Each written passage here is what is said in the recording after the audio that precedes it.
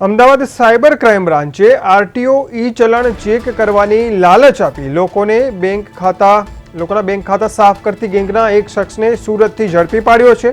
આરોપીઓ વોટ્સએપ પર એક ખતરનાક એપીકે ફાઇલ મોકલતા હતા અને જે ડાઉનલોડ કરવામાં આવતા જ વ્યક્તિનો મોબાઈલ હેક થઈ જતો અને વોટ્સએપનો તમામ કંટ્રોલ આ ઠગો પાસે પહોંચી જતો હતો। ત્યારબાદ આધાર અને પાન કાર્ડ જેવી વિગતો મેળવીને આરોપીઓએ યસ બેંકના એક કરંટ એકાઉન્ટમાં અંદાજે 31 લાખ રૂપિયાની ઉઠાંતરી કરી હતી।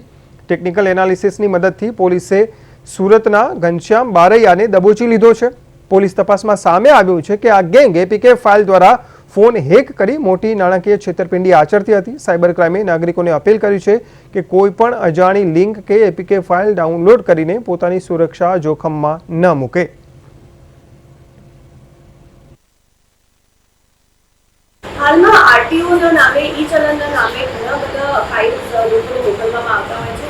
અધિકતર આ બધા એપીકે એનું એક્સટેન્શન હોય છે કે એપીકે ફાઇલ્સ હોય છે જેમાં ફ્રોડ માટે લિંક ઇનબિલ્ટ આવતી હોય છે। અમારા જે ફરિયાદી હતા એમને પણ આ આરટીઓના ઈ ચલણના નામે આવા રીતે એક વોટ્સએપ પર ફાઇલ આવી હતી અને એને ડાઉનલોડ કરીને પછી એમના ટોટલ 31 લાખ રૂપિયા એમના આમાં નીકળી ગયા હતા। તો એમાં એક મુખ્ય જે આરોપી છે આપણે ઘનશ્યામ બારૈયા જે રહેવાનો છે વરાછા સુરતનો છે એ મુખ્ય આરોપીને અમે ધરપકડ કરી છે અને એના અકાઉન્ટમાં બધા પૈસા ગયા હતા। એને ક્રેડિટ કાર્ડથી આ પૈસા પછી વિથડ્રો કર્યા હતા અને એ રીતે આ ફ્રોડનો બ્લુ અકાઉન્ટ હોલ્ડર હતો અને એને આ રીતે એને કર્યું છે।